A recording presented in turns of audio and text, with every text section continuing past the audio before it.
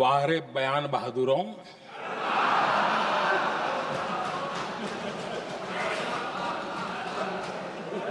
आपको विरोध का कोई न कोई बहाना चाहिए और इसलिए सिर्फ मैं नहीं, पूरा देश आप पर हंस रहा है।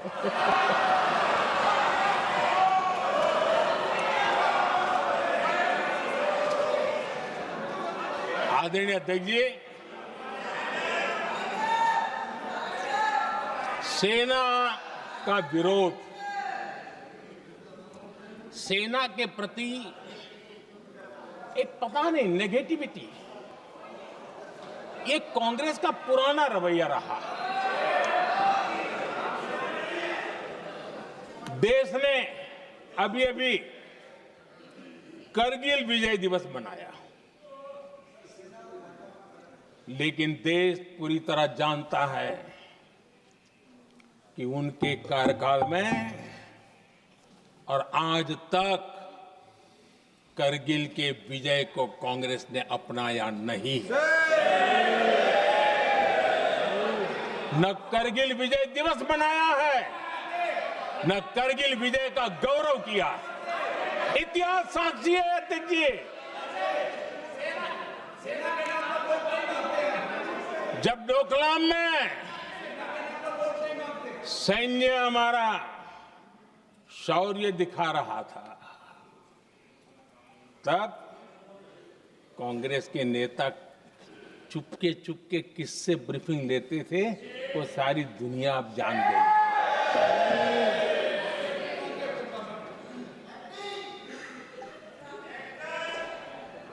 आप निकाल दीजिए पाकिस्तान के सारे बयान और यहां हमारा विरोध करने वाले लोगों के बयान, फुल स्टॉप कॉमा के साथ एक है।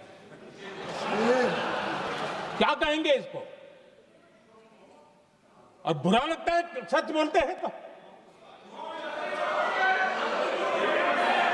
पाकिस्तान के साथ सुर में सुर मिला दिया जाता है। आदरणीय अध्यक्ष जी, देश हैरान है, कांग्रेस ने पाकिस्तान को क्लीन चिट दे दी है।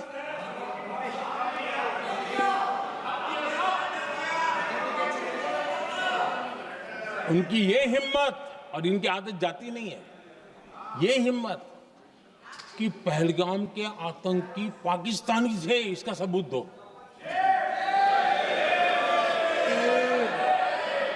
क्या कह रहे हो तुम लोग? तो कौन सा तरीका है?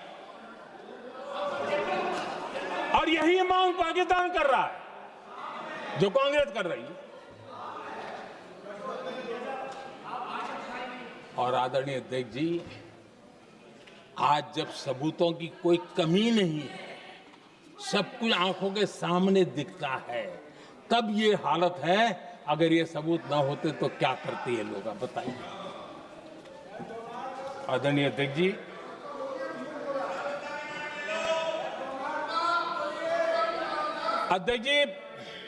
ऑपरेशन सिंदूर के एक पार्ट की तरफ तो चर्चा भी बहुत होती है, ध्यान भी जाता है, लेकिन देश के लिए कुछ गौरव की क्षणें होती हैं, ताकत की परिचय होता है, उसकी तरफ भी ध्यान जाना बहुत आकर्षित है। हमारे एयर डिफेंस सिस्टम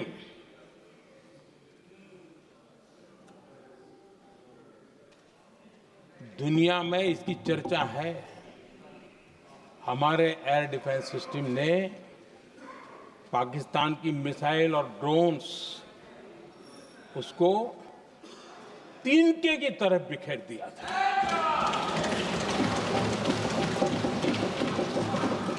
आदरणीय अध्यक्ष जी, मैं एक आंकड़ा आज बताना चाहता हूं, पूरा देश गर्व से भर जाएगा। कुछ लोगों का क्या होगा मैं नहीं जानता, पूरा देश गर्व से भर जाएगा। 9 मई को पाकिस्तान ने करीब 1000 मिसाइलों और आर्म्ड ड्रोन्स के भारत पर बहुत बड़ा हमला करने की कोशिश की। 1000 ये मिसाइलें भारत के किसी भी हिस्से पर गिरती तो वहां भयंकर तबाही मचती, लेकिन 1000 मिसाइल्स और ड्रोन्स को भारत ने आसमान में ही चूर चूर कर दिया।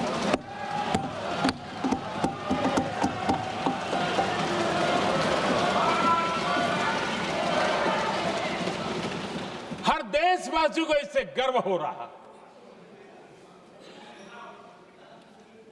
लेकिन जैसे कांग्रेस के लोग इंतजार कर रहे थे, कुछ तो गड़बड़ होगी यार, मोदी मरेगा, कहीं तो फंसेगा।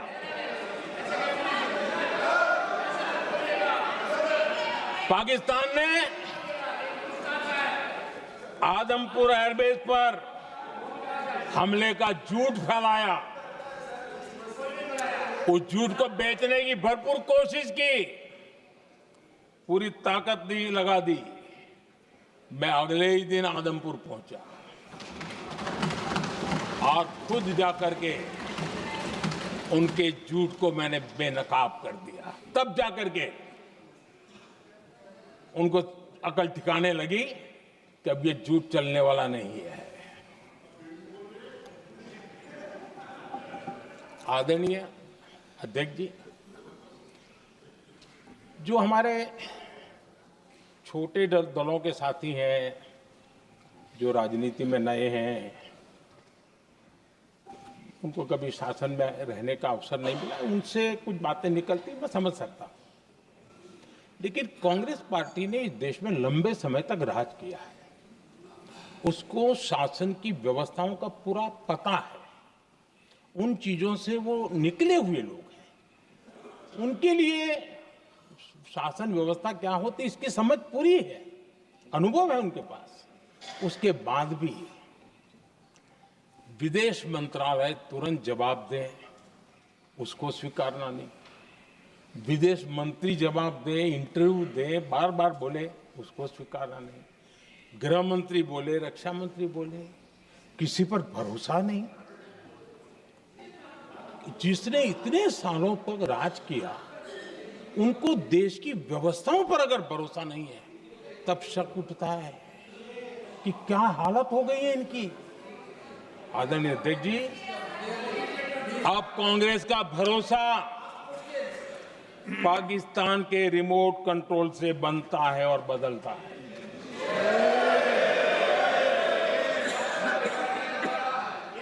आदरणीय अध्यक्ष जी, एक बिल्कुल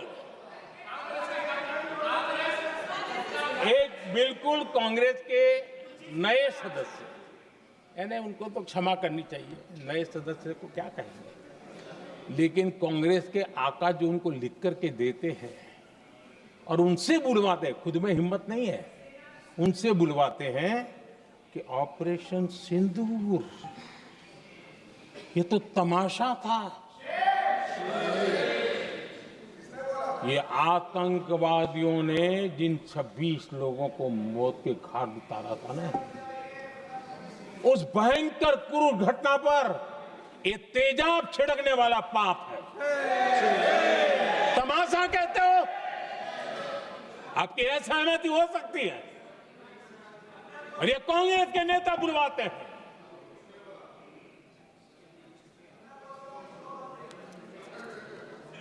आदरणीय अध्यक्ष जी,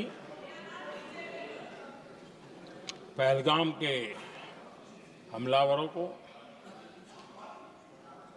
कल हमारे सुरक्षा बलों ने ऑपरेशन महादेव करके अपने अंजाम तक पहुंचाया।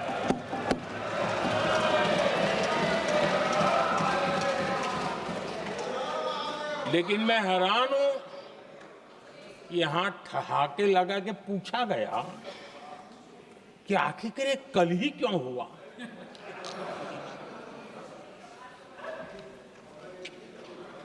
अब ये क्या हो गया है, मुझे समझ नहीं आ रहा है। क्या ये ऑपरेशन के लिए कोई सावन महीने का सोमवार ढूंढा गया था क्या?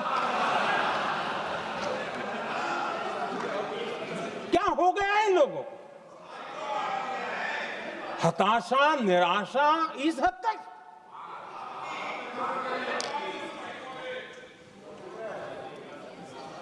और देखिए मजा, पिछले कई सप्ताह से हाँ ऑपरेशन सिंदूर वगैरह तो ठीक है, पहलगाम के आतंकियों का क्या हुआ, पहलगाम के आतंकियों का अब हुआ तो कल क्यों हुआ?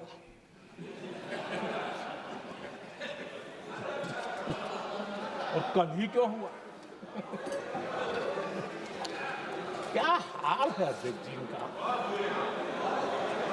आदरणीय अध्यक्ष जी,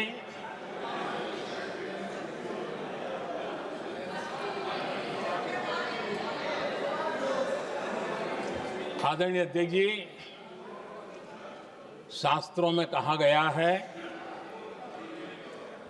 हमारे शास्त्रों में कहा गया है, शस्त्रेण रक्षिते राष्ट्रे, शस्त्रेण रक्षिते राष्ट्रे शास्त्र चर्चा प्रवर्तते। अर्थात जब राष्ट्र शस्त्र से सुरक्षित होते हैं तभी वहां शास्त्र की, ज्ञान की चर्चाएं जन्म ले पाती है। जब सीमा पर सेनाएं मजबूत होती है तभी लोकतंत्र प्रखर होता है। आदरणीय अध्यक्ष जी, ऑपरेशन सिंदूर बीते दशक में भारत की सेना के सशक्तिकरण का एक साक्षात प्रमाण है। ऐसे ही नहीं हुआ है। कांग्रेस के शासन के दौरान सेनाओं को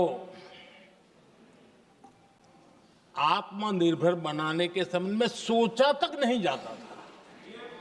आज भी आत्मनिर्भर शब्द की मजाक उड़ाई जाती है। वैसे वो महात्मा गांधी से आया हुआ है, लेकिन आज भी मजाक उड़ाई जाती है। हर रक्षा सौदे में कांग्रेस अपने मौके खोजती रहती थी।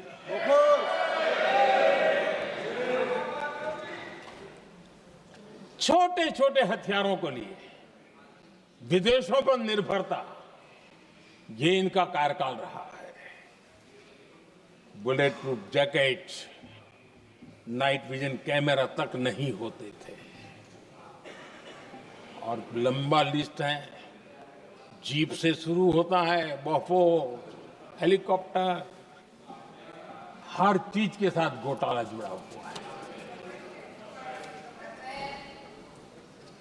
आदरणीय अध्यक्ष जी, हमारी सेनाओं को आधुनिक हथियारों के लिए दशकों तक इंतजार करना पड़ा। आजादी के पहले, और इतिहास गवाह, एक जमाना था जब डिफेंस मैन्युफैक्चरिंग में भारत का आवाज सुनाई देती थी। जिस समय तलवारों से लड़ा जाता था ना, तब भी तलवारें भारत की श्रेष्ठ मानी जाती थी। हम डिफेंस के इक्विपमेंट में आगे थे। लेकिन आजादी के बाद जो एक मजबूत डिफेंस इक्विपमेंट मैन्युफैक्चरिंग का हमारा दायरा था, जो हमारा पूरा इकोसिस्टम था, उसको सोच समझ करके तबाह कर दिया गया, उसको दुर्बल किया गया।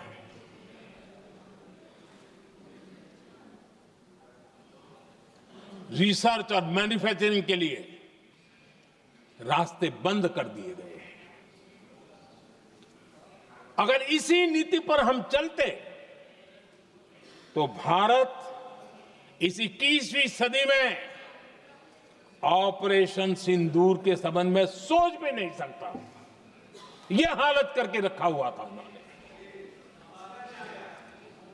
भारत को सोचना पड़ता कि अगर कोई एक्शन लेना है तो शस्त्र कहां से मिलेंगे, साधन कहां से मिलेगा, बारूद कहां से मिलेगा, समय पर मिलेगा कि नहीं मिलेगा, बीच बचाव में रुकता तो नहीं जाएगा, ये टेंशन पालना पड़ता है।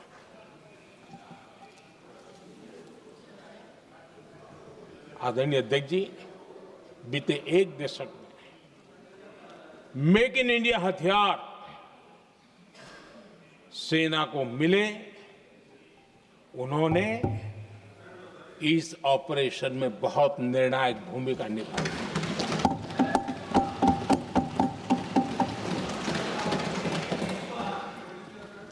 आदरणीय अध्यक्ष जी,